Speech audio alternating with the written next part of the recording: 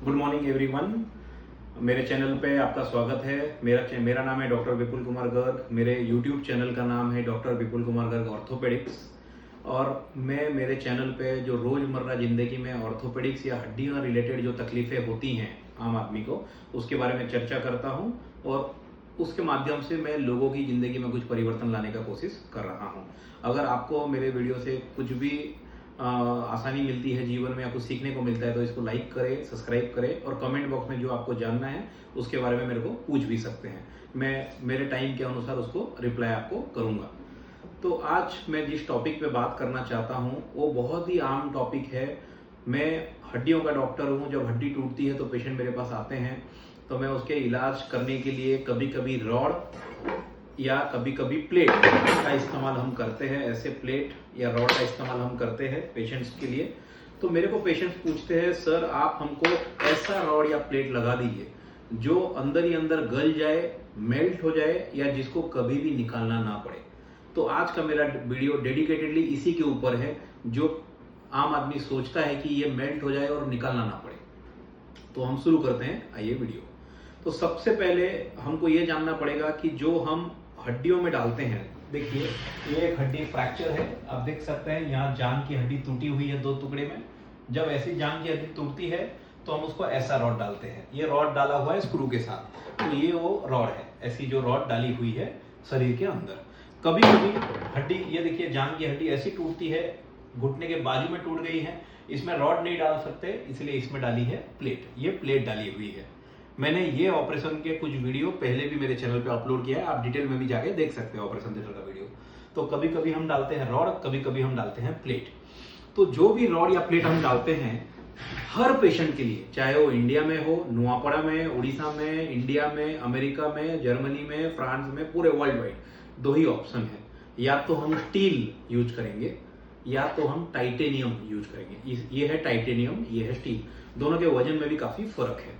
तो आप ऐसा मत सोचिए कि हम नुआपड़ा में, रायपुर में, इंडिया में और अमेरिका में जाएंगे तो ऐसा रॉड लगा देंगे कि वो मेल्ट हो जाएगा। ऐसा नहीं हो सकता। आपके पास दो ही ऑप्शन है, एक पेशेंट के पास दो ही ऑप्शन है, या तो हम स्टील की तरफ जाएंगे या तो हम टाइटेनियम की तरफ जाएंगे। अब इन दोनों में क्या फर्क है? स्टील मतलब नॉर्मल स्टील, इसको हम मेडिकल लैंग्वेज में बोलते हैं स्टेनलेस स्टील। हाँ, ये बात जरूर है कि ये जो स्टील है ये आपके घर पे बर्तन में यूज होने वाली स्टील नहीं है। इसको बोलते हैं मेडिकल लेवल और मेडिकल प्यूरिफायर स्टील।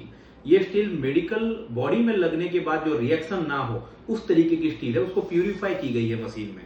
तो ये जो स्टील है, ये इसकी हैवीनेस थोड़ी ज्यादा रहती है, लेकिन ये थोड़ी चीपर रेट में आती है, तो पेशेंट को थोड़ा सस्ता गिरता है। आप कोई भी गवर्नमेंट एफिलिएटेड जो भी स्कीम्स हैं उस पर गवर्नमेंट ये रॉड या ये प्लेट पेशेंट को फ्री में देने के लिए हॉस्पिटल को इंस्ट्रक्ट करती है। ये काफी चीप रेट में भी आती है। तो जब हम स्टील यूज करते हैं तो भी ऐसा नहीं है कि स्टील सस्ता तो खराब है। 98 to 95% पूरे दुनिया में स्टील ही यूज किया जाता है।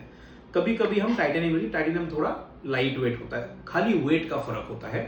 और दूसरा फर्क होता है, जब हम स्टील यूज करते हैं और टाइटेनियम यूज करते हैं तो अगर हमको इन फ्यूचर जीवन में एमआरआई करना पड़े तो हमको टाइटेनियम के साथ हम बिंदास एमआरआई कर सकते हैं, हमको कोई तकलीफ नहीं होती। स्टील को कभी कभी निकालने की जरूरत पड़ती है एमआरआई से पहले। क्यों? क्योंकि स्टील में कुछ चुंबकीय या मैग्नेटिक प्रॉपर्टी रह जाती हैं जो एमआरआई के दौरान बॉडी में या हड्डी को गर्म कर सकती है या लूज कर सकती है। तो कभी कभी हमको स्टील को एमआरआई से पहले निकालना पड़ता है और टाइटेनियम रॉड को निकालना बिल्कुल भी नहीं पड़ता है। लेकिन ऐसा नहीं है कि स्टील के साथ आप एमआरआई कर नहीं सकते, स्टील के साथ भी एमआरआई कर सकते हैं। वो एमआरआई की जो मैग्नेटिक या जो चुंबकीय पावर है उसको कम करके करना पड़ता है। मान लो 3 टेस्ला की एमआरआई मशीन है तो हम उसमें कम टेस्ला यूज करेंगे, 1.5 टेस्ला से हम एमआरआई तब भी कर सकते हैं। तो ये है स्टील और टाइटेनियम में बेसिक फर्क। स्टील थोड़ी हैवी रहती है लेकिन थोड़ी सस्ती भी रहती है। टाइटेनियम थोड़ी लाइट वेट रहती है लेकिन महंगी भी रहती है। स्टील के साथ एमआरआई करने के लिए एमआरआई मशीन के पावर को कम करना पड़ता है, लेकिन टाइटेनियम के साथ आप बिंदास एमआरआई कर सकते हैं। तो अब जानना यह है कि क्या आपकी बॉडी में स्टील और टाइटेनियम लगने के बाद दोनों मेल्ट हो जाएंगे? नहीं हो सकते। तो पेशेंट का जो सवाल है, क्या आप हमारी बॉडी में ऐसा रॉड डालिए जो मेल्ट हो जाए, ये सोच बिल्कुल भी गलत है। कभी भी कोई भी रॉड या प्लेट या स्क्रू आपके शरीर में मेल्ट नहीं हो सकती। उसको आपको, ये बात है कि निकालना कब पड़ेगा, ये एक अलग विषय का चर्चा है, लेकिन मेल्ट तो नहीं हो सकती। अब जब मेल्ट नहीं हो सकती तो अगला सवाल पेशेंट पूछते हैं, सर क्या इसको निकालना जरूरी है या मजबूरी है? जनरली हम जब भी 60 साल से कम की उम्र के पेशेंट्स को ऑपरेशन करते हैं तो हम उनको एडवाइस करते हैं कि निकलवा जरूर लेना चाहिए। 1-1.5 साल बाद जब आपका हड्डी अच्छे से जुड़ जाए, जैसे अभी मैं आपको एक और एक्सरे दिखाता हूँ। अभी ये पेशेंट को मैंने ऑपरेशन किया था 2 साल पहले। अब देखिए, ये मैंने उनको प्लेट और स्क्रू डाला था, लेकिन अब मैंने उनका प्लेट और स्क्रू सब निकाल दिया है। 1-1.5 साल ऑपरेशन के बाद जब हड्डी पूरी अच्छे से जुड़ गई, पूरी हड्डी जुड़ चुकी थी, तो मैंने उनका प्लेट और स्क्रू निकाल दिया। तो निकाल देना चाहिए यंग पेशेंट को, 60 साल से कम उम्र वालों को। उसके कारण, चाहे वो स्टील हो या टाइटेनियम, निकालना ही चाहिए यंग पेशेंट को। क्यों? उसका कारण क्या है? कारण है कि अगर आप बहुत सालों तक मेटल को अपनी बॉडी के अंदर रख लेंगे, तो क्योंकि ये मेटल एक फॉरेन बॉडी है, आपके शरीर का नेचुरल नहीं है, बाहर से डाला गया है, तो इन्फेक्शन का चांस हमेशा रहेगा। कभी भी आपको जीवन में डायबिटीज हुई, कहीं और इन्फेक्शन हुई, तो वो इन्फेक्शन फैल के उस जगह पे जा सकती है। ये पहली। दूसरी, अगर मान लो ये रॉड को डाला आपने 2025 में, तो 2040 तक आपने नहीं निकाला, तो 2040 में आपको जीवन में निकालने की जरूरत पड़ी या इच्छा हुई मेरे को निकाल देता हूं करके, तब आप उसी डॉक्टर के पास आएंगे, तो हो सके 15 साल के अंदर साइंस इतनी आगे चली जाए कि इसको निकालने के लिए जो सामान चाहिए वो ना मिले मार्केट में। आप इसको ऐसे उदाहरण से समझिए, अगर आपके पास महिंद्रा कंपनी की ओपन जीप थी, पहले जो कमांडर आती थी 1994 मॉडल की, अभी अगर आप उसको किसी आदमी के पास अभी भी वो है घर में, मेमोरी की तरह रखा हुआ है, अगर आप 2025 में किसी शोरूम में जाके बोलेंगे इसको ये पार्ट्स, मोटर पार्ट्स चाहिए, वो बोलेगा सर अभी आउटडेट हो गया, अब नहीं मिलता मार्केट में। आईफोन 10 का मॉडल अब नहीं मिलता, आईफोन 16 आ गया है। वैसा हो सकता है ये रॉड में इतनी डेवलपमेंट हो जाए 15 साल बाद कि इसको निकालने का सामान ही ना मिले उस समय, तो इसीलिए निकलवा देना चाहिए। एक तो इन्फेक्शन का चांस कम हो जाएगा, और क्यों एक फॉरेन बॉडी को अपने बॉडी के अंदर रखना है, तो ये 2 कारणों से यंग पेशेंट को हम एडवाइस करते हैं निकलवा लीजिए। कभी कभी हम यंग पेशेंट को भी मना करते हैं कि मत निकालो। क्यों? अगर वो रॉड या स्क्रू ऐसी जगह लगी है जहां आजू बाजू नस गई है और उतना रिस्क लेके ऑपरेशन करके नस को डैमेज करके निकालने की जरूरत नहीं लग रही है, तो हम यंग पेशेंट को भी मना करते हैं। तो जनरली जब भी रॉड या प्लेट लगती है वो मेल्ट नहीं हो सकती, पहला सवाल। दूसरा, निकालना कब चाहिए? जब हड्डी जुड़ जाती है। मिनिमम 1 से 1.5 साल के बाद आप कभी भी निकलवाने के लिए डॉक्टर के पास आ सकते हैं, जैसे हमने ये एक्सरे में मैंने आपको दिखाए निकाले हैं। तीसरा सवाल कि सर निकालना क्या जरूरी है? ओल्ड एज, 60 साल की उम्र के बाद हम नहीं निकालने के लिए एडवाइस करते, लेकिन यंग पेशेंट को हम हमेशा एडवाइस करते हैं आप निकलवा लीजिए।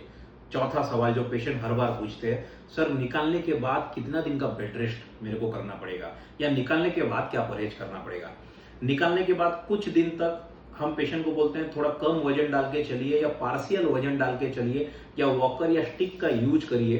कभी कभी क्या होता है, जब हम प्लेट या स्क्रू निकालते हैं, जैसे आप ये एक्सरे में देखिए, यहाँ पर एक गड्ढा दिख रहा है, यहाँ एक गड्ढा दिख रहा है, यहाँ भी एक गड्ढा है, यहाँ भी एक गड्ढा है। ये जो गड्ढे आपको दिख रहे हैं, ये वाले गड्ढे, जो गड्ढे आपको अभी दिख रहे हैं, जिसको मैंने एरो बनाया है, ये स्क्रू का गड्ढा है। तो इसका मतलब वहां पर हड्डी थोड़ी कमजोर है। तो जब तक ये गड्ढा भर नहीं जाएगा, तो हम पेशेंट को बोलते हैं तब तक जंपिंग, रनिंग, ये सब एक्सरसाइजेस ना करें। कुछ देर तक परहेज लें, आप चलना फिरना करिए, लेकिन जंपिंग रनिंग ना करें, उसके ऊपर अत्यधिक प्रेशर ना डालें।